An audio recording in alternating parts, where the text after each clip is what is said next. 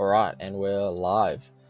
Hello, everyone, and welcome to episode 6 of the Vitality Blueprint. Today we have a very special guest on. It's Sprendax. You may have seen him on Instagram. He's dangerously autistic, and he is shaping the masculine youth on the daily basis with his amazing content that he's pushing out. He's also got a very interesting perspective on, health and fitness and the role of, people in the general realm of America nowadays. So it's an honor to have you on, man. Awesome. Yeah, good to be here. Thanks for having me on. No worries, my man. So I just wanted to start off really. So basically the point of this podcast is to provide people, with free health information that they can, put actionable steps into place to increase their overall health and vitality just in the general life. So it doesn't just have to be lifting. It doesn't have to just be nutrition or anything like that. It can be the whole sphere of your health. And I feel like you might have some interesting perspectives on that. So you recently did a bodybuilding competition last year. Is that correct, Ben? Yes, sir. About March of last year, I was in touch with Marcel, who you had on recently. And he had asked me the question, have you ever done a bodybuilding show before? And I was like, no, but I'd love to someday. He's like, great, pick a show at the end of the year. I'll train you, and then you'll do your first show. I'm like, you know what? This is it's a new opportunity. Never done anything like it before. I really knew nothing about it, honestly, besides just watching Pump and Iron and stuff. So said yes, signed up with him, and he basically gave me a blueprint that led me to get second place in the novice category. Awesome, man. Yeah, and tell me about your experience, not just with the bodybuilding competition itself, but your journey with your training and things like that. Obviously, to start prep for a bodybuilding competition, you have to have some level of baseline, muscle mass and things like that. So tell me, when did you start training? Yeah. So I guess I played sports all throughout my life, from a young age up until high school, just kind of casual, just travel baseball, soccer, a little bit of football here and there. But lifting didn't really start until about late my junior year of high school. And buddy of mine just got me into the gym. He started taking me, and there was one day where I don't know, we did an intense workout. It was full body. So started with squats, ended with an ab routine. And I remember getting into the shower that day, and I had this surge of euphoria. I just felt on top of the world. And you get that playing with sports, but when you're doing it yourself in the gym, it's a different kind of feeling, or at least that's how I felt. So basically after that day, I knew that I was gonna keep going to the gym, and that stuck with me all throughout the rest of high school, college, after college, and just developed a good baseline of or foundation of lifting. Just got all the compound lifts down, but never really tested myself. Just kind of increased the weight as I went on, slowly but surely, and then took a couple breaks here and there. But overall, before the competition, I just had a pretty good foundation and thought I could lift pretty heavy. But the real test came last year. Yeah, that's awesome, man. And I feel like it's very important. You sort of alluded to that fact there a little bit, how you were, didn't have a competition in place. You were pretty strong and things like that, but you were just sort of going through the routine, right? And I feel like it's very important to have some sort of goal in mind, what you're working towards, whether that's, just optimizing your health, or whether that's a show, or whether that's a specific number on your squat, or whatever it may be. But having that certain goal in place, and then from there you can, reverse engineer it and actually see what you need to do to put into place to achieve that goal. And having that goal set in place is really going to make sure you're continuously progressing with training and with your health, right? Rather than just, I see a lot of guys nowadays, they sort of plateau and they just get stuck in the motions and train hard sometimes and then take a couple of weeks off, and then, and they just sort of stay the same year on year. And I feel like having that goal set by a specific date, I need to do this by then, that's really the catalyst to actually making sure you're doing everything in your power to actually achieve that goal, right? And what's your sort of thoughts on, goal setting and things like that in terms of your health? You agree? You bring up a great point there. I'll set the stage a little for where I was at the time. So a couple months prior to signing up for the competition, I had just moved out of parents' house, moved down to Florida, starting a new life, just got a new job, except it was remote. I had worked in office kind of normie job for a while, and I thought I had kind of made it with a remote gig. Mm-hmm. Didn't realize how much freedom I actually had. So to set the stage a little, I was at my best, I'm around 200 pounds, 205 pounds. Healthy body fat, not too lean, not too heavy, but at that time, I got to a point where I was 235 pounds.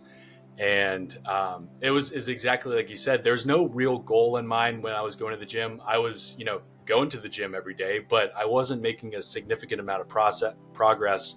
And then when it came to work, I was just, sitting on my couch making sales calls. So that just led to a pretty sedentary state. And not only did it affect, the progress I was making in the gym, it affected me mentally as well for, my food choices, where, it was super easy to go pick up food from a fast food place. Obviously in America, it's pretty accessible. Yeah. So it just led to a really, I like to look at it as a pretty low point, kind of in a positive perspective, just instead of like, kind of a static way of life. It was peaks and valleys. So that led to a huge increase in my life was when I signed up for the competition. I had a goal in mind at the end of the year.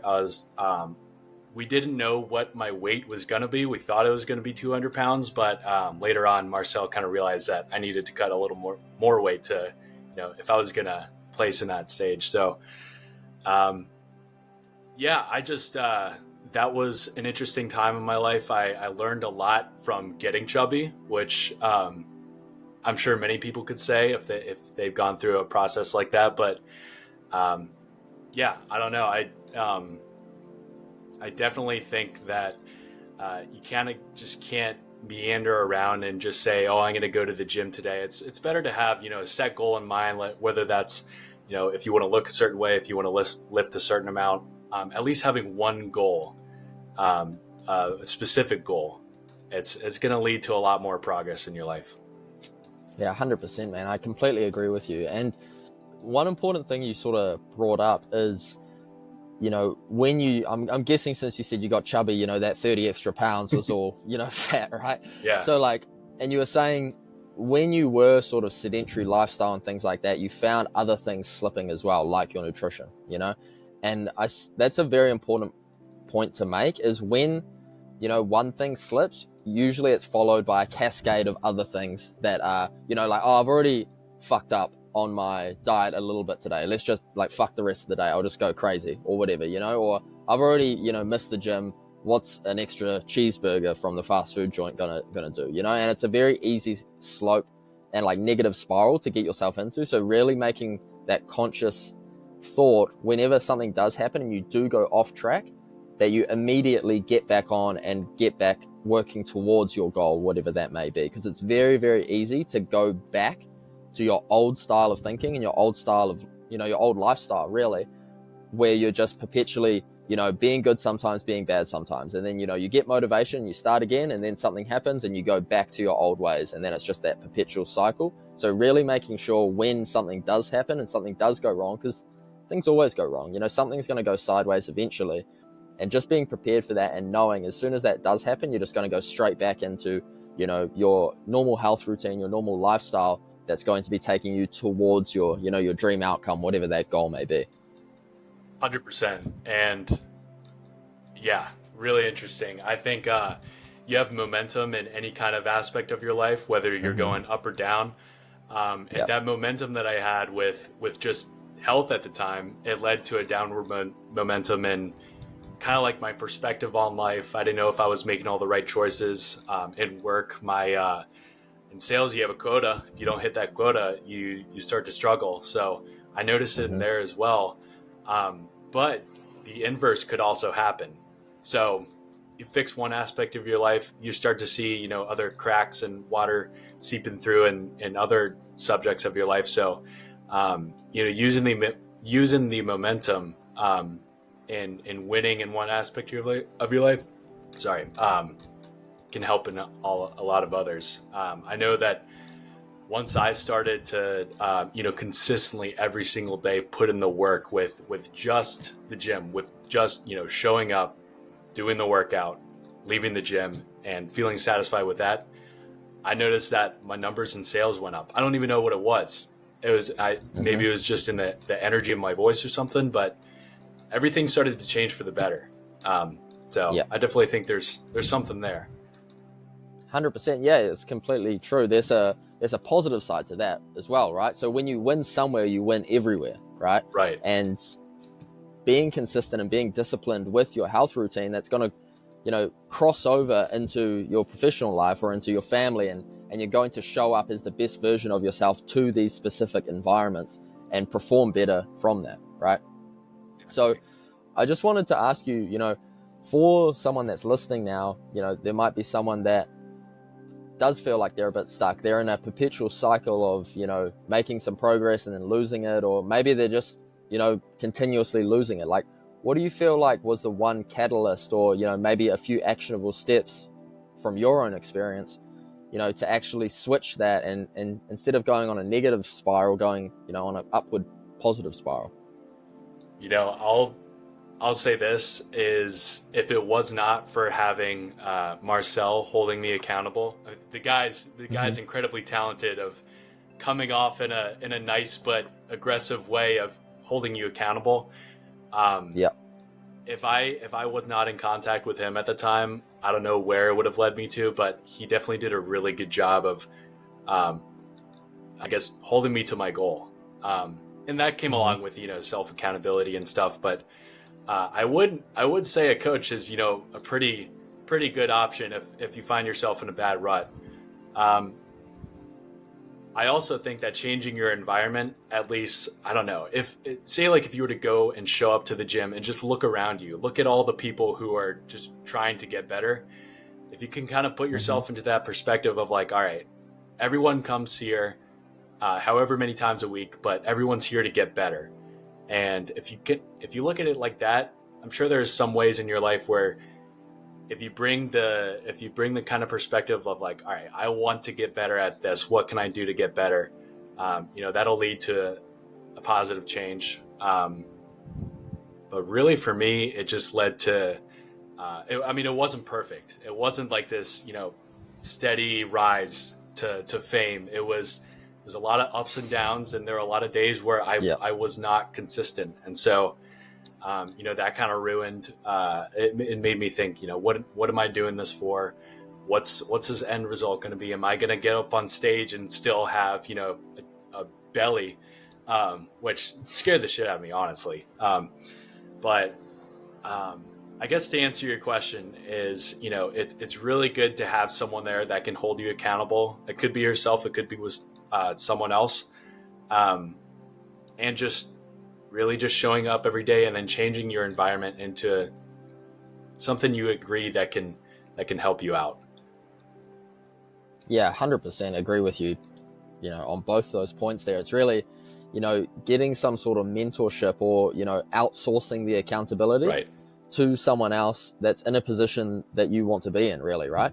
And that needs to happen, because if you were truly accountable to yourself, you wouldn't be in that position that you're in, right? So it's not weak or bad to, you know, reach out for help to someone that could be an expert in any field. It doesn't have to be health or fitness. It could be, you know, with your sales even, you know, or it could be with, you know, business or relationships or anything like that. It's important, you know, there are people out there that are experts really in their field, and reaching out to them and saying, you know, hey, I'm dealing with this issue. Could you give me some tips or some help or some actual accountability, you know, day to day or week to week or month to month or whatever you require, to make sure you're doing the things and putting the things into place on that daily basis to actually get you to whatever that goal may be, right? So that's a very important point you did make there, is having that accountability and outsourcing that accountability if you can't get it from yourself. Right. And a good way to sort of think about this is, it's a great example I always used to use in sales as well. So,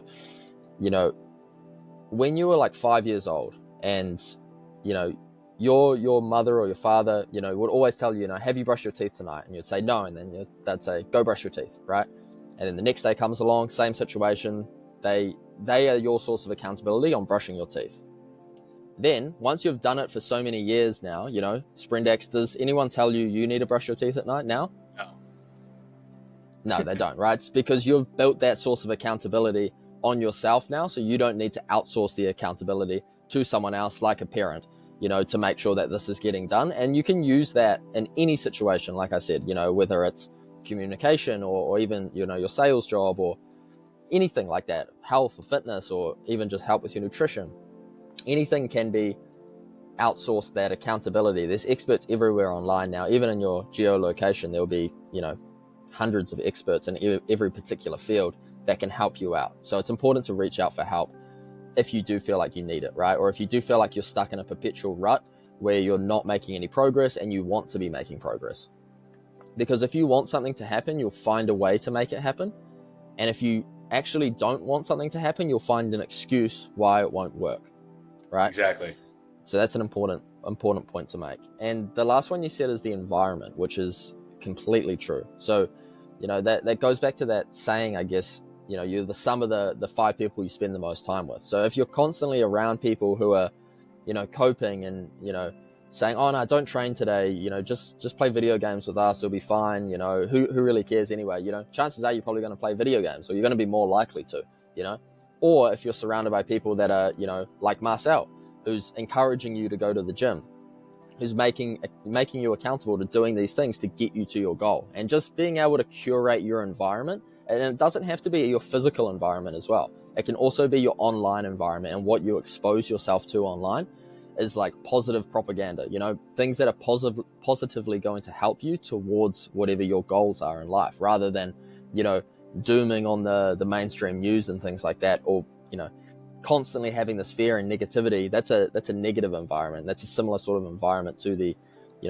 gamblers or the gamers and things like that are actively taking you away from your life path that you're trying to accomplish, So does that all make sense? Oh, 100%. Plus, that game of Fortnite, the Victory Royale, feels much better after the gym than, waiting to go before. We'll say that. But, yeah, and the what's the saying? It's the people who you surround yourself with are the ones that kind of define your character. I don't know if I hit that on the nail, but yeah, having someone who has a positive outlook on life and can believe that you can win. There is a change that you can make to completely change the trajectory of your life. I mean that makes all the difference. I think the doom and gloom is something that's pretty common nowadays. You see it a lot in America, especially in American politics. But you really gotta separate yourself, know thyself, and find what do you want out of this life. Like it's you can't really change the circumstances that are happening on the news. You can't change the stuff that you see on Twitter, whether it's good or bad. You gotta pretty much define your life by yourself and mold yourself around that vision. 100%. And you should only focus on the things and give mental energy to the things that you can control. So like you said, on the news, you can't control what's happening on the news, for the average person anyway. You can't really control what is going out there and what's happening on the far side of the world, and worrying about those sort of things isn't really going to help you in any way. And spending your mental energy worrying about something that isn't actually affecting you in the slightest, right? Whereas you could spend that mental energy not worrying, but putting things into place in your actual life, in your physical life, to improve your life, rather than worrying about what happened to XYZ group on the other side of the world. You should worry more about what's actually happening to you right now, and how to improve that situation, and what do you need to do to improve that situation. And there's many routes to take, and it can just start with removing the negativity and removing those sources of, media or information that are feeding you this perpetual cycle of negativity and fear and everything that is taking away from your mental energy on your present self, right? Right. And I don't know if this is changing subjects or not, but I'll add on to what you're saying by, so for anyone that knows about Sprendax, it's a social media kind of meme page where I touch on a lot of I don't know, funny meme news, politics, whatever kind of topics. It really just started because, you know, I saw a bunch of stuff on Twitter that I liked. I thought I'd share it, and then it came to be that there are a lot of other people that agreed. So what I was going to say is that, you know, growing a social media page, you want to hop on the latest trend. You want to see what's trending, and you kind of want to insert yourself in it, or at least that's how I thought that you should go about it. And where was I going with that? I was saying that can, you know, the kind of thing that where you're scrolling through reels and you're seeing like the types of trends nowadays, and that can kind of affect like your mental space a little bit. It can kind of even if it's you know, you have nothing to do with it, it can kind of shape the way that you think. Not sure where I was going with that. I was gonna say that pretty much like I was being when I was growing Sprendax, and within the fitness world, you see all these people like flexing in the gym to a beat drop and stuff, and especially with, you know, the Zoomers and stuff. I thought that was like the big trend, and you had to do that in order to grow your page. And really, what it resulted in is just, you know, if you have an idea, if you have a belief in life, just insert that onto social media, and odds are there's probably going to be some people who agree with you. So any kind of, you know, perspective on health, obviously you and I think the same way. There are plenty of other people that think the same way as well. And, you know, it's starting to get more of a majority, but I think we were a minority for some odd time of, you know, getting sun, eating grass-fed steak, and getting rid of seed oils. But if it wasn't for the people that, you know, kind of pioneered the journey of like, you know, being outspoken and stuff, we wouldn't be where we were today. So just wanted to give credit to that a little bit. Man. Yeah, for sure. And that's really paving the way for more people, and more people to spread the information, and more people to receive that information so that they can improve their life as well, right? So it's basically it's a positive group of people all trying to spread a similar type of message of improve your own health your own way, right? You don't have to rely on, you know, other people or corporations or pharmaceuticals or anything for your health. You know, you can just break it down to a very simple practices that are, you know, get as much sun as possible, you know, be outside, don't be hunched over a computer screen inside all day. You know, these things that are now deemed as, you know, crazy and out there, you know, whereas 30 years ago that was the norm and everyone was like that. And you've seen in the last 30 years when this type of lifestyle is now prevailing, of people staying inside, you know, for like, I think it's like 98% of their life people are indoors now in the Western world. Wow. So like being inside all the time and, you know, always under artificial light, you know, it's messing with obviously your circadian rhythm and everything like that. And the downstream effects of just being inside all the time, we can see it on people's mental health nowadays. Like mental health issues have skyrocketed over the last 30 years. Same with, you know, and it ties into your nutrition as well.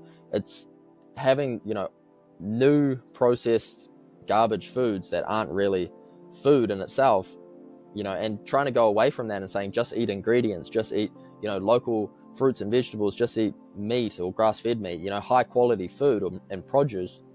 You know, saying that, people look at you like you're the weird one, and then they're smashing like a box of Lucky Charms or something, you know, like, and that sort of lifestyle where you're inside all the time and you're constantly loading yourself with these toxins and these hard things to digest and process in your body, it's playing out not just in your physical health. Obviously that's deteriorating rapidly, as you can see with the obesity and physical health diseases in the Western world nowadays is, you know, huge. And you also see it in the mental realm as well. And so many people are struggling with mental health issues because of their lifestyle, right? And they go to the, the so-called experts on the situation, who are, your doctors and things like that, which do have a place. Like, don't get me wrong, doctors are great. If you break your leg, you want to go to a doctor, or, you get a huge cut in an accident or something like that, right? You need Western medicine in some aspects, but also when they do not address your lifestyle. So I posted something the other day. Someone posted, I think it was, I can't remember who it was, but someone posted a story or a carousel or something about this guy goes to the doctor, and the doctor tells him, you have all of these issues from your lifestyle and your nutrition choices. And the person says, oh, should I change my lifestyle and nutrition choices? And the doctor says, no, we have a pill for that. And that's basically the mentality of, Western medicine nowadays. This is just prescription after prescription. And that, the average American has, four prescription pills a day, the average American. So that's 330 million people in America. So that's 1.3 billion pills a day. It's insane. So that's a lot of pills, and that's a huge market, right? And you kind of got to question, do they have your best interest at heart giving you these pills rather than just addressing lifestyle issues that are free? For example, get outside more, touch the earth with your bare skin. Do these things, get in like natural bodies of water, make sure you're drinking and, washing yourself with clean water, make sure you're eating high quality food, because doing these practices is going to alleviate 95% or 99% of all of these health issues that modern people are dealing with. So I feel like that's a huge issue nowadays, is people's current lifestyle, and also the Western medicine approach to people's lifestyle is it's more encouraging it rather than addressing the root cause. And you can also see this with Ozempic and semaglutide injections and things like that. It's just cope, it's just coping your way, and just not blaming yourself for your poor lifestyle choices and blaming someone else. And, you get the magic pill to fix it, or the magic injection that's just going to fix all your worries. So you don't actually have to fix your poor lifestyle habits of staying inside all the time and never moving and eating junk food all day, every day. You can just take the injection instead and you'll be completely fine. And that's what they're selling to you. But in reality, you're losing connective tissue, you're losing muscle mass, you're losing bone density when you're having these weight loss interventions rather than going the traditional route, which is just addressing your lifestyle and your nutrition and overall movement and things like that. So I suppose, there's a bit of a rant, but what's your sort of thoughts on the current lifestyle of the average American, and like what can be done to sort of fix this, and why is it not happening, I guess? Well, what I can say is that what clicked for me is just making everything stupidly simple, just like almost to where it seems like common sense obvious. And that's where it all changed for me when I was telling myself at the time, like, you don't need this supplement, you don't need this extra trend. It still works, and it's there for a reason. But when I just like simplified it down to moving my body, getting in the sun, eating red meat, potatoes, and eggs, it all changed. Like just those three things, it all changed. I would not have made the progress I did if I did not go to the beach as much as I did throughout the summer. I really got to owe it to being out in the sun and grounding in the sand, and then being out in the seawater. And it really just last weekend it was 80 degrees in Florida, and so I went out to the beach, and I was feeling a little inflamed. I had went to the sauna and felt okay. I left that beach feeling like a whole new different type of person. I don't know what it is, but I mean, like, it almost just made an absolute change in just the way I thought, the way I felt, and how I was going to approach my next week. It almost gives you a sense of clarity, almost. But yeah, I gotta say, like, it just, when you simplify it down and you take everything out, and then think about the stuff that actually, kind of benefits you in life, you put that stuff back in and just keep it simple. I think I think generally that'll benefit the population. But 100%. I was going to bring up, so I was listening to Rick Rubin podcast. I think it was with Andrew Huberman, but he tells a story about how, or Rick Rubin was telling the story about how he was on the beach, and he went up to a dermatologist who was all covered up, and they were just having casual conversation. But they start talking, and Rick Rubin is not wearing a shirt; he's just wearing pants. And the dermatologist comes up to him and he's like, "You have beautiful skin. What have you been doing? What have you been taking? What kind of lotions are you using?" And Rick Rubin's like, "I don't do anything. I just am out in the sun all day." And the dermatologist is like, "Well, I've been telling my patients for the past 40 years to stay out of the sun and that it's the most harmful thing for your skin." And he's like, "Are you telling me that everything that I've been teaching for the past 40 years is wrong?" And Rick goes, "Yeah." And so, just a funny story, but it really does change everything.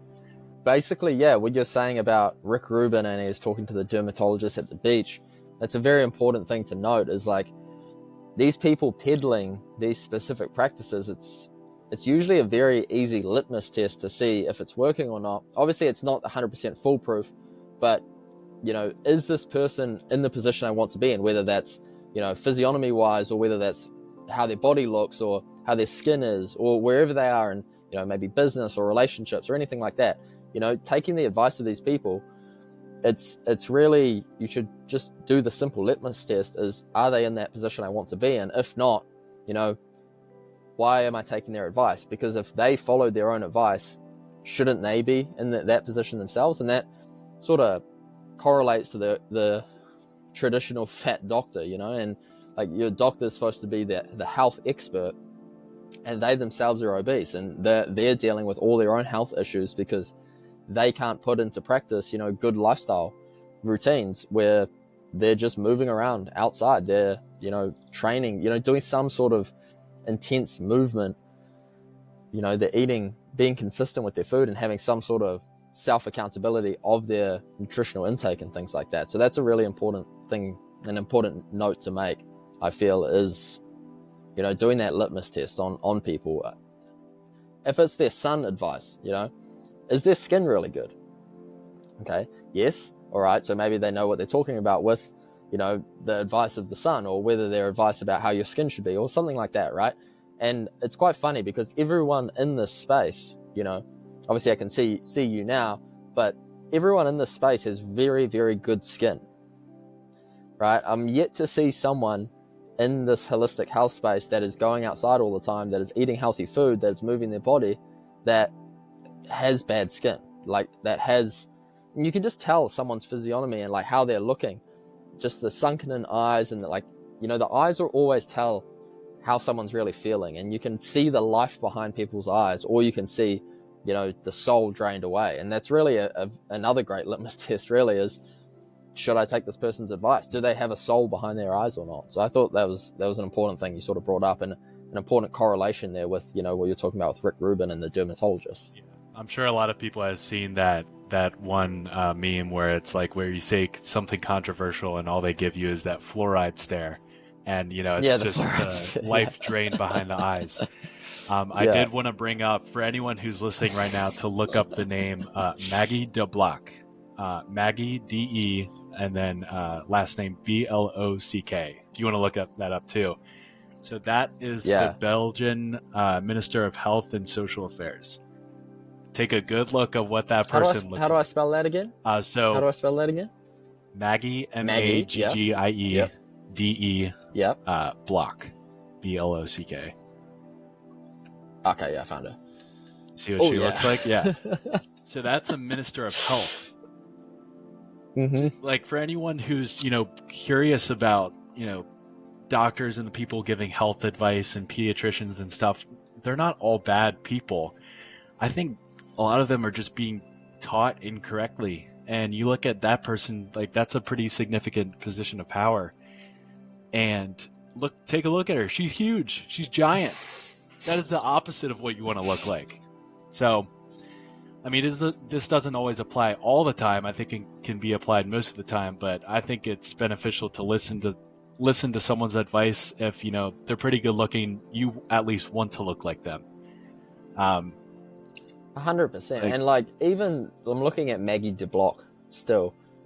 Like, it's not just her obesity that's alarming with her position, obviously, but it's also like the inflammation on her face, like not from the fat, you know, just the pure inflammation around her cheeks and the redness and just unhealthy overall look. Like, this is not the picture of health. I'll put a image of her up on the screen, or a few images up on the screen. I'm looking at some funny ones now, you know, on the recording of this. But yeah, it's not the picture of health, right? No. And that's a super important point to make. I actually saw a meme as there was like, it was her, she was on one of them, and there was like 5 of them, and it was all people in the highest position of power in terms of the health department of their respective country or nation or whatever it may be.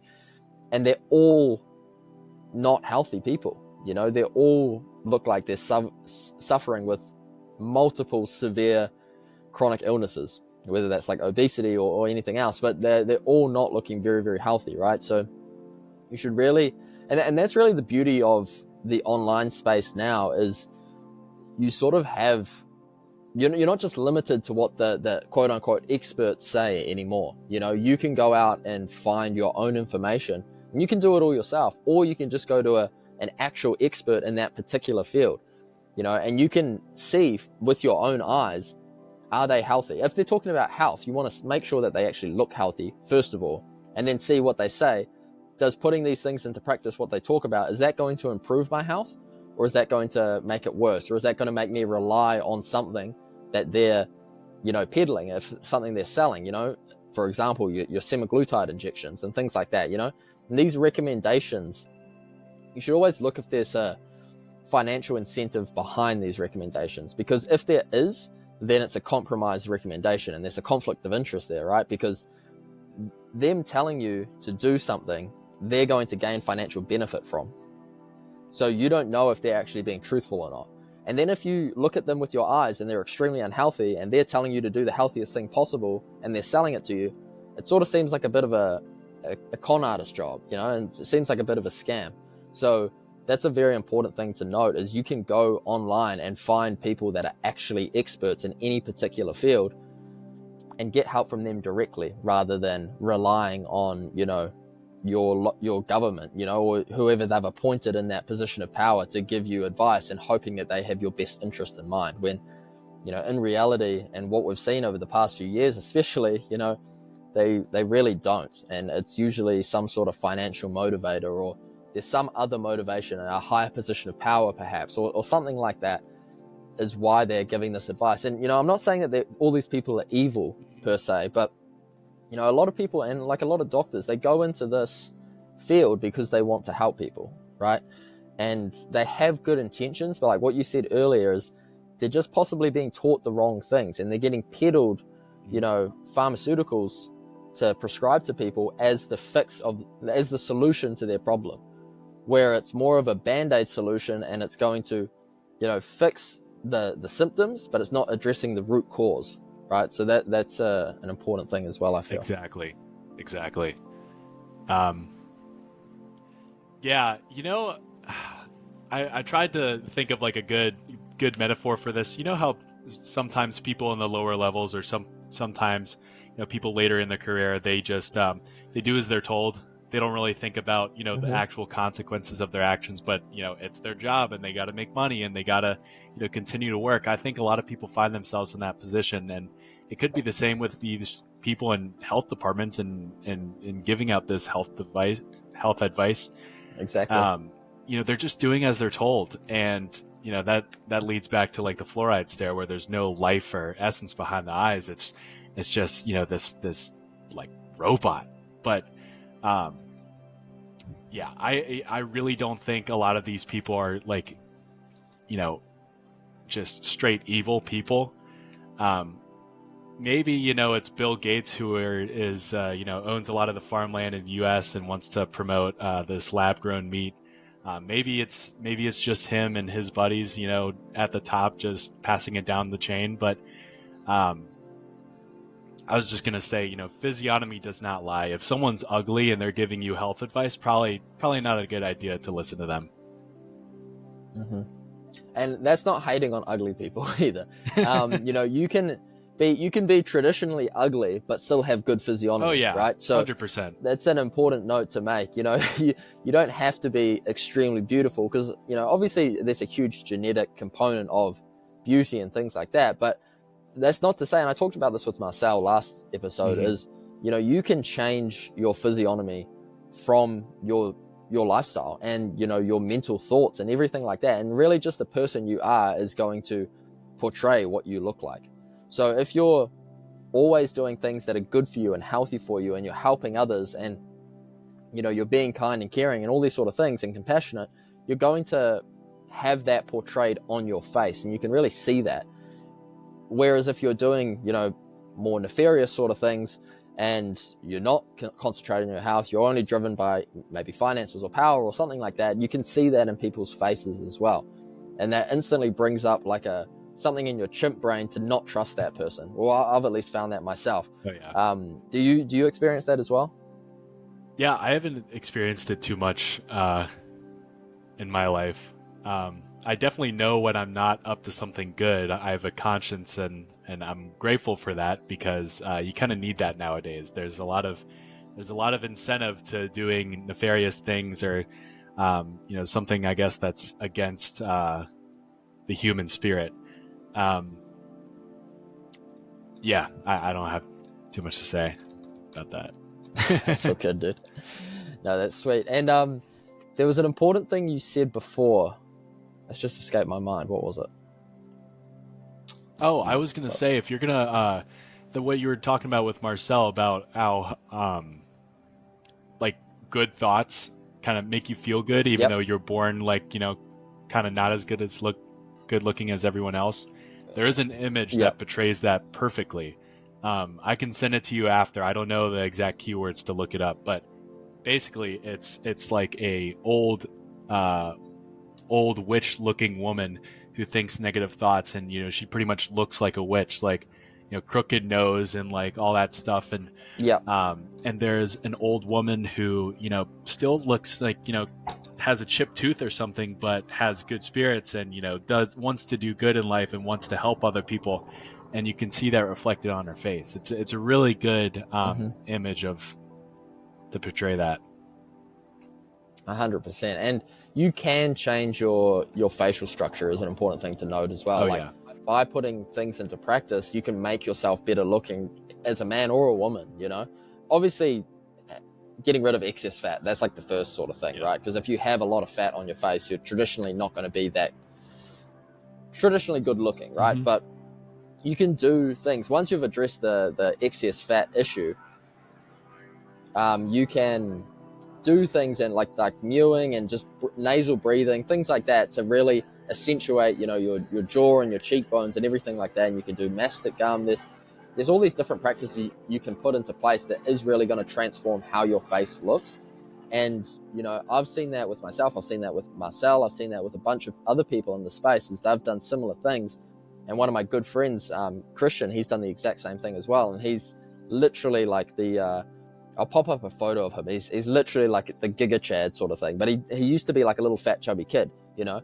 But just putting the actual health practices into place, it completely transforms not just your body, but your facial structure as well, and how your image is portrayed on the world, right? And having that healthy, you know, high masculine presence in the world is going to help you, not just in the gym, or not just, you know, with girls or anything like that, but it's going to carry over into other aspects of your life. Sort of similar to what you were saying at the start, where, you know, when you were consistent at the gym, you saw your sales numbers went up. You know, it's these little correlations and synchronicities between things that really drives your success. Is being consistent in one area is going to improve all the others. 100%. I think Marcel, I haven't seen your friend, but I think Marcel definitely has a really good before and after picture. I mean, I've even seen people tweet out his pictures saying, is this even real? Like, is this edited? Is this photoshopped? And I mean, I've talked to Marcel over video a bunch of times. It's real. And I love how like looks. I don't know if you've seen it, but looks maxing and stuff. It's kind of become a meme nowadays. Like people are kind of making fun of it and stuff. And there's like one with Trump with a the filter over his face. The Chad filter on it. Yes, that's hilarious. I love that. And like even if it's a meme, it's still true. Like your facial muscles or your muscles in general are going to adjust to the position that you put them in. So if you're sleeping 8 hours a night and your face, or instead of your mouth like hanging open with your jaw relaxed, and if it's closed and your tongue is on top of your mewing, pretty much, if your tongue is on top of your mouth, your face is going to adjust to that kind of look. And you look at any kind of model or actor, when they have their mouth closed, you can tell that they're not a mouth breather, pretty much. And then you can Google an image of a mouth breather, and it's a guy with like the recessed chin. Yeah. I know what you mean. Yeah, no neck or chin. But all that stuff's real. It's it within the space, it kind of seems like it gets branded in the same category as like conspiracy theorist or whatever, because you're kind of going against the grain and you're being a little outspoken. But I mean, it's all real. It can be proven.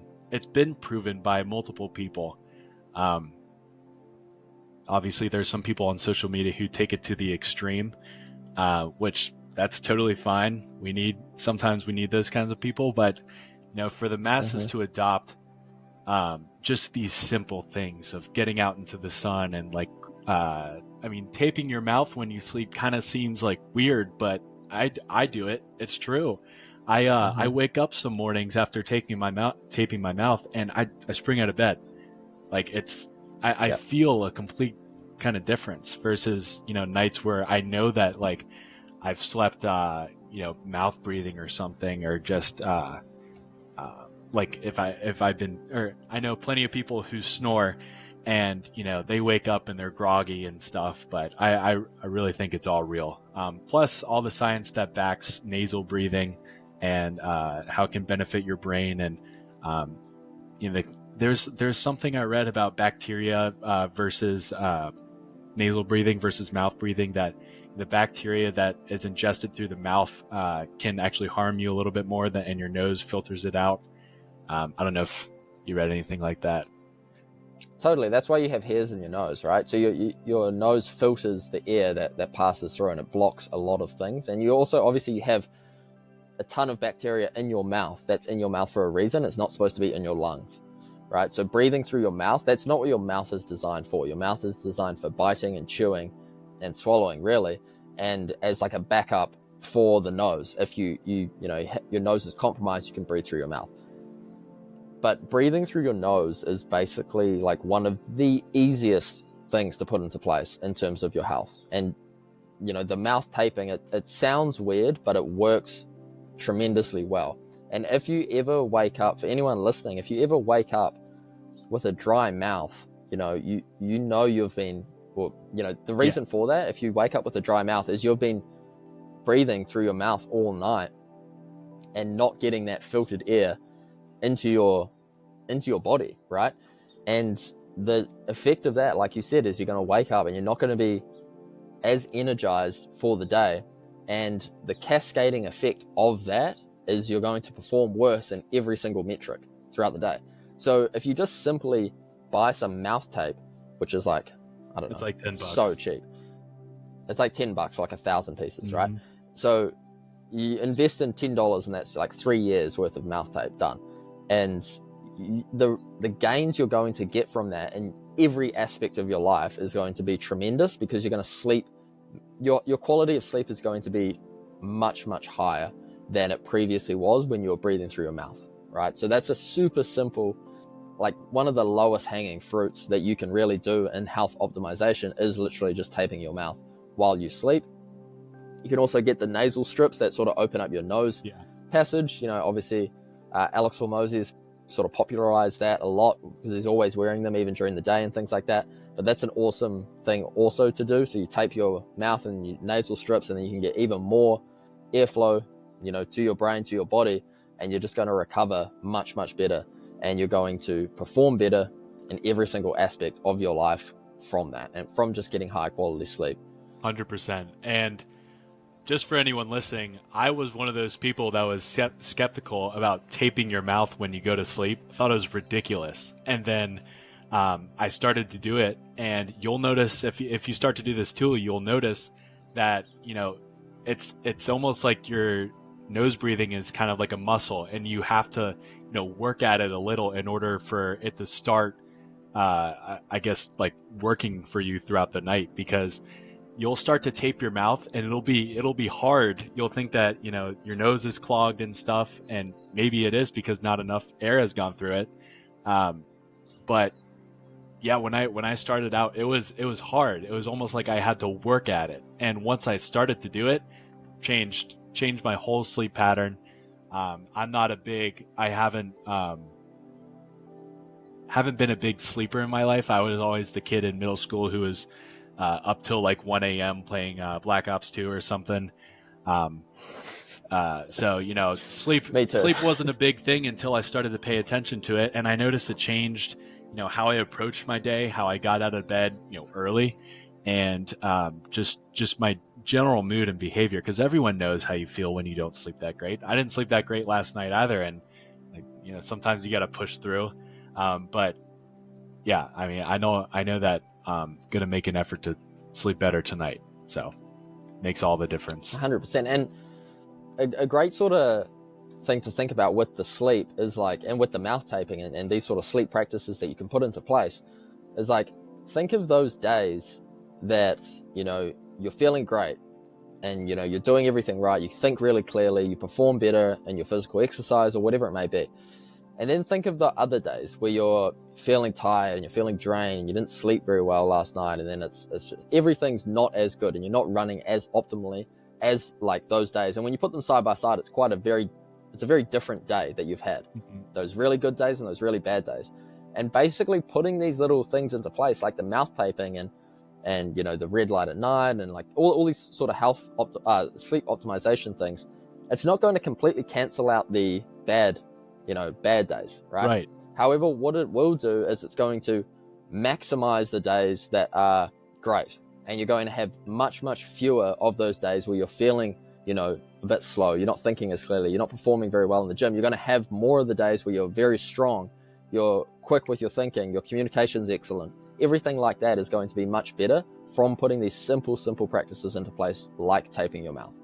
And I promise you're not going to die if you tape your mouth, so don't be worried about that. You can still breathe through your nose, unless you have some sort of really compromised nose situation, and then maybe there's some sort of other intervention you can look at doing.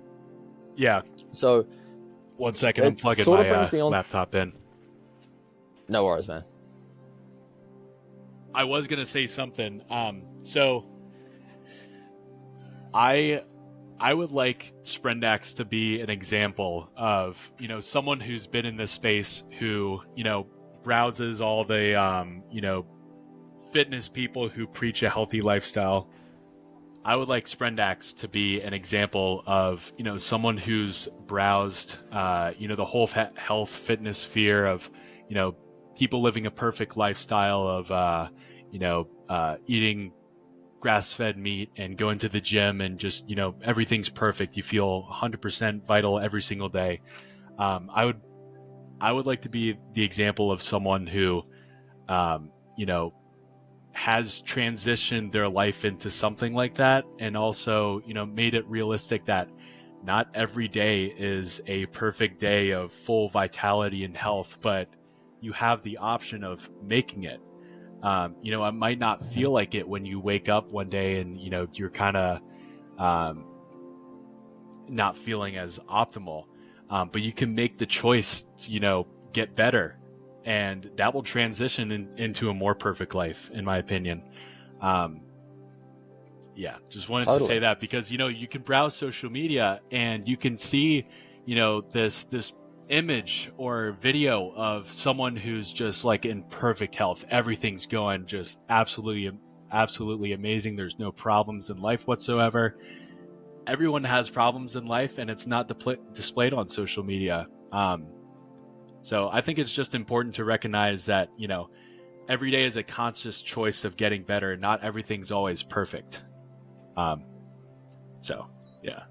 100%. And it's an important thing. I feel like some people listening might be able to relate to this, or it's a good thing to learn, is what you're saying is how, obviously everyone has bad days, and people on social media it looks like they have like the most amazing life ever. And some people do, right? But that doesn't happen just randomly. And them having an amazing life doesn't happen from them spending their mental energy worrying about something on the other side of the world, right? So that kind of loops back into that point we were talking about earlier, is these people living this amazing life, whether their health's amazing or their body or whatever it may be, they've spent a lot of mental energy getting to that place. And they've put practices into place where they've had less and less and less bad days, instead of having like, every 1 day in 10 is a good day. It's like every 1 day in 10 is a bad day, right? So it's slowly shifting from less good, more bad, to more good, less bad, right? And that comes from continuously improving your life. And the only way you can do that is focusing on what you have control over. And focusing what you do have control over is your health, how you think, how you react to certain situations, what you do in your day-to-day life. That's at a very essence of it, that's basically what you can control. So everything else, you shouldn't really worry about it. If someone's rude to you, you worrying about that all day and thinking, fuck, that guy was an asshole, I wish I said this to him, that's actively taking away from your so-called potential that you could achieve if you just completely let that slide by and you just continued on with your day and got back to what you needed to be doing to get you to your goal. And an important thing to think about here is there's a cause and effect relationship on your progress. So the effect doesn't happen straight away. Like when you signed up with Marcel and you were 30 pounds, had 30 extra pounds of fat, did you wake up and you were ready to jump on stage? Absolutely not. Exactly, right? It takes time to actually get to the result. And that time's going to pass either way. So how you spend that time is really up to you and not up to anyone else. You have complete control over what you do with your time. So you're not going to see results straight away. Maybe with certain things like the mouth taping, it might work straight away. It might take a week, that's a small time frame example. But say for getting into shape physically, the time horizon's large, right? And putting these things into practice, you're not going to see the payoff today or tomorrow or next week, possibly not even next month. But if you continue to do these things day in, day out, on a long enough time frame, you will succeed and you will get to that elite lifestyle or that elite physique or whatever it may be if you continuously put these things into place. And it might take you 10 years, and that's completely fine, right? You don't have control over how long it takes you to get to that point. If you're doing everything in your power, then that's great. You're going to get there eventually, and just knowing that and not giving up and not going back to the old way of living, what we're talking about at the start ties into that as well. When something goes wrong and you have one of those bad days and you slip up with your food or whatever it may be, you have to stay inside all day, that's fine. Everyone's going to have those days, but then just getting straight back on the horse and working back towards this ideal life, that's the most important thing, really. And just to finish this point of the cause and effect, you can think of the effect, it's like a graph that goes like this exponentially. Mm-hmm. And the more times you stop or the later you start, the lower the end of the graph is going to be. So if you start way back here and you never stop, the end of the graph's way up here, like say 10 units up. Whereas if you start and stop, and every weekend you take the weekend off and you go out drinking and then you gamble on the weekends, or I don't know, you're doing something that is not good for you, the end result is going to be like a 2 or a 3, rather than you being extremely consistent with your life for an entire year. The end result's going to be much, much better. And that's the really cause and effect you're going to see. And it's an exponential relationship. So you're not going to see the results straight away. That's an important thing to know. But putting these practices into place, if you know deep down, and if you just think about it logically, common sense is really your best friend here, which is seemingly lost on, most of the population nowadays, is common sense and thinking about your health in a common sense, logical way, and not having any emotions brought into it, not having an emotional bias on how you're doing things, and just thinking about it logically. Is this logically going to take me to my goal, whatever that may be? Yeah, you made a great point earlier when I brought up the social media stuff about, the people who do exemplify, this perfect lifestyle. They have a perspective that they've worked, or at least, they could have a perspective that where, the other person who is worrying about something on the other side of the world, they think that a bad thing that happens to them is like, oh, it's the be all end all. Like this is the worst thing. Things are happening to me, not for me. Yeah. The people, who have a more, better lifestyle, pretty much more perfect lifestyle, they think that things are happening for them. As in, someone might think that, a negative circumstance might happen where the better person is thinking, all right, this is an opportunity for me to get better. So exactly, that was a big, I guess, mindset shift, was that, all the, just like getting back into the groove, going back into the gym. I don't know, say if I had a sore shoulder or something, that was an opportunity for me to work at, all right, what am I doing in my form that hurt my shoulder? And what can I do better in order to, prevent this from happening again or get a smaller or stronger shoulder? So I wanted to bring that up. And then also another thing, oh man, I lost it. What was I going to say? You were talking about, crap. The cause and effect relationship of your practices. Oh, yes, that. And then, so with, obviously last year started in March, the competition was in November. So, I had this goal that I was looking at throughout the whole year, pretty much. The whole year was spent, slowly trimming down, keeping all the muscle, eating consistently and stuff. And it seemed like the goal, that weight or that, type of physique was the be all end all. That was going to be like the top. Once I got to that point, I was like, all right, this is it. I did it. I'm on stage. I have a six pack. I've maintained all the muscle that I want. I look great. What now? And everyone's going to get to that what now point once they reach that goal. So it's a matter of, I also believe in, setting extremely high goals for yourself.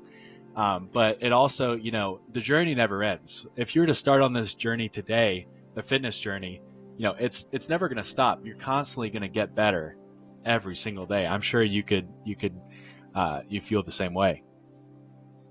100%. There's always an area to improve on. Mm-hmm. Like purely fitness wise, like I've been training now for 13 years or something. Wow. And there's always new things to learn, and there's always ways to improve. Like just when you think you've learned everything, that's really when you know nothing. That's like the Dunning-Kruger effect. I'll throw that up on the screen, the chart. It's really like the more you know, you realize you don't know everything, mm-hmm. right? And there's always room to improve, whether that's, like if we're talking about fitness, whether that's strength, whether that's your physique, whether that's like your lower lat insertion, it could be a little bit wider, or, more developed. And you can get really nitty gritty about mm-hmm. things like that as well, right? Getting the perfect body, but the perfect body doesn't exist, right? So that's, like you said, it's the never ending pursuit of that perfection. And that's really what sets you apart from all the people that are just happy being, average, really, or satisfied with average or mediocrity. Right. Exactly. Yeah, man. So, like, tell me what's next for Sprendax? Like, where do you see yourself in the future? What's your goals like for the future? Yeah. Well, I enjoyed that competition so much that I think I'm going to do it again this year. I'll say for anyone listening that it wasn't it wasn't like an NPC IFBB competition. It was, pretty small, about 50 to 75 people. It was outdoors too, which was a little different. I didn't get that. That's cool. Yeah, it was fun. I like it better than indoors, but yeah, that's way better. The only downside is that the lighting, how the lighting can kind of affect being indoors and stuff with muscle insertions or whatever. That was the only downside. Everything else was great. Being out in the sun, tanned up, The spray tan is, I wanted to take the Joel Kellett approach of, being super tan. Unfortunately, it was November and it was super cloudy for 3 weeks prior. So, I had to suck it up and just get a spray tan, which, I'm not a big proponent of. That it's really just a bunch of chemicals. So, yeah, learn a lesson. You need to be in Australia if you want to do the Joel Kellett way. Oh yeah, he was a big. I mean, if there's anyone that I would strive to look like, it's Joel Kellett. I got an immense amount of respect for that guy, especially, obviously he preaches a natural lifestyle. He preaches a simplistic kind of approach to bodybuilding where he's like, I don't take creatine. I don't take any supplements. I eat whole foods. I train, I think it's 2 times a day. Maybe I forget, but he's like, I've been training consistently for 14 years. I get an absurd amount of sunlight, and he keeps it very simplistic, and I love that. And he looks amazing. The guy is a modern version of Arnold, and I'm 100% believer that he does not use steroids, and so he's just the perfect example of someone who preaches this lifestyle and has stuck to it for such a long time.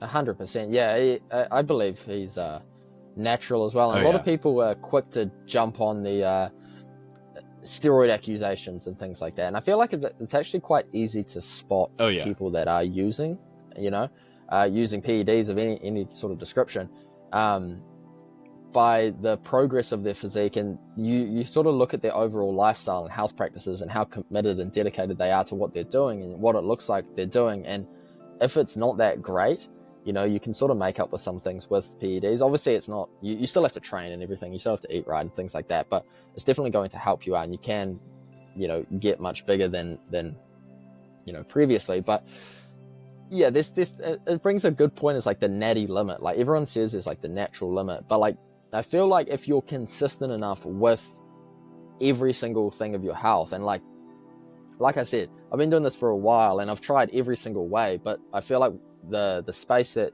we're sort of in now, you as well, this is what I've found at least is the best way to go about optimizing your health. And since transitioning into this sort of lifestyle, it must have been just over 3 years ago, I've seen like rapid changes in my physique as well, and my health, and just how I feel. And it's really, the way I sort of talk about it is like, instead of focusing on just the physique and the end goal there, right? And at the detriment of your health by doing PEDs, by, smashing the pre-workouts and energy drinks and all this sort of shit, and like all the 0 calorie, frankenfoods, you take the opposite approach where you optimize your health, and then basically a great, physique is just going to come naturally as a natural side effect, really, and then doing that consistently for a long enough period of time, I feel like you can definitely continuously put on more, muscle mass and still be, relatively lean all the time and things like that, Yeah, 100%. I'm glad you brought up the natural limit kind of thing, because that's one of the reasons why I love that guy so much. Is he was constantly told that, all right, he already looked pretty good, and other big guys who are on steroids in the gym were coming up to him and telling him, hey, like, you look great, man, but this is it. Like, you can't go beyond this. You've reached your natural limit. And this can be applied to so many other facets of life, because look at all the not even famous but just incredibly successful people. These were delusionally optimistic people who believed in themselves, and they've pushed humanity forward by their achievements. And so basically what I'm trying to get at is, like, set your goals extremely high, and believe that you can actually go beyond people's perception or people's limitations. I know Solbra talks a lot about self-limiting beliefs, or a lot of people talk about that, but it is a true thing. A lot of people have set limits for themselves, and until you kind of wrestle with it and you push beyond that, that's when you start to really realize that, all right, you're a human being with an incredible amount of potential. can really achieve whatever you want in this life as long as you believe that you can. So exactly, and you'll never achieve what you want to achieve if you don't even think it's possible. Exactly. Because if you don't think it's possible, you won't do everything in your power to actually do it. That means you're not gonna achieve it. And you, like you said, you have to sort of be delusional to the average person, because the average person isn't having delusional high expectations of themselves and what they can achieve. And that's why you see the average person nowadays is living the traditional Western life now of staying inside, working a corporate job, 9 to 5, do your job, you can go home, then you can enjoy the weekend, go out drinking with your buddies, etc., watch some soy flicks, and get a little bit of entertainment in there. But these are the type of people saying, oh no, you're never going to be able to reach that high aspiration that you're setting for yourself. And then it goes back to what we were saying about the health ministers. Like, if they're not in a position that you want to be in, why are you listening to their advice? Right. And to them, you seem extremely delusional, but to you and to people that have actually done that, it's totally realistic, And in your mind, if it's truly realistic, what your goals have set, what the goals you've set for yourself, you can achieve it. And like what you were saying before about the limiting beliefs, if you really don't think it's possible, it's not going to happen. It's simple as that. If I didn't think that I could cut down to 180 pounds, shredded, and get up on stage and flex in front of people, I guess there was one other thing I didn't bring up, is that I did not know how to pose. Marcel taught me how to pose. I did not realize how much work and how much of an art it really is to, pose, pretty much. If I did not believe that I could do that, it would not have happened. It seemed impossible at the time when, I was the heaviest I'd ever been, and I was slow and sluggish, and, couldn't, was struggling to finish a workout just because I didn't think that this all could happen. But I almost had to force myself to think that it would. And, it's weird, it's weird to think that you have to force yourself to believe something that, is actually pretty awesome. And, it's kind of pushing yourself a little. It's, if I didn't think that I could do it, it wouldn't have happened. So exactly. There's a lot to say about that. That's a super 100%. That's a super important thing you just said there, is you almost had to trick your own mind, right, into believing that it's possible. And I feel like a part of that is you're having to, deprogram all of the programming that you had up until that point, of all the people saying, no, that's not possible, that's way too hard. Like, to get into good shape, you have to do heaps of steroids, you have to just be genetically gifted. All of these, like, cope, per se, of people that think it's delusional to be able to do that and think it's not possible. And their limiting belief, being around them, they've programmed you, right?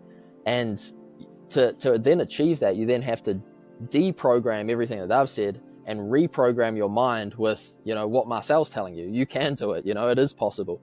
And from doing that and changing, your programming, which you have complete control over what you believe is possible or not, that's going to dictate if you can actually achieve your goals. Right. I mean, if there's anything that I could take away that, is straightforward and simplistic from being in this space, or, listening to however many podcasts and stuff, is just, keep it simple and believe that you can. That will take you so much further than all the nitty gritty, like, I need to be doing this, or I needed to be taking this, or whatever. Keep it simple and believe that you can. And, something like that could, benefit the masses. But 100%. And forget all the supplements, forget all the biohacking. Like, if you're at the very, very starting point, just put the simple things into place. Get outside as much as you can. Eat ingredients, not, traditional, like, modern foods. Eat, your red meat. Eat a lot of animal foods. Have your fruits and everything like that.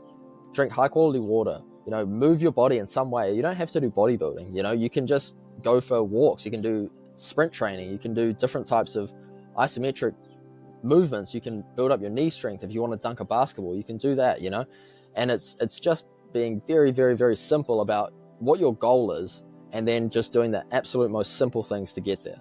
And then once you've done the simple things consistently, the pillars of your recovery, your nutrition, and your movement and performance, that's when you can start looking at those little 1% improvements, like, biohacking and your supplementation and things like that, but you can totally just keep it very, very simple and still get amazing results. Yeah. And I would argue 90% of your results are going to come from the simple things. Right. For anyone that already follows Sprendax, they've seen me post the same meal a million times. It's just steak, eggs, and potatoes. That I eat that almost every night. And people think, or at least, I've gotten told, like, you're eating steak every night. That's got to be so expensive.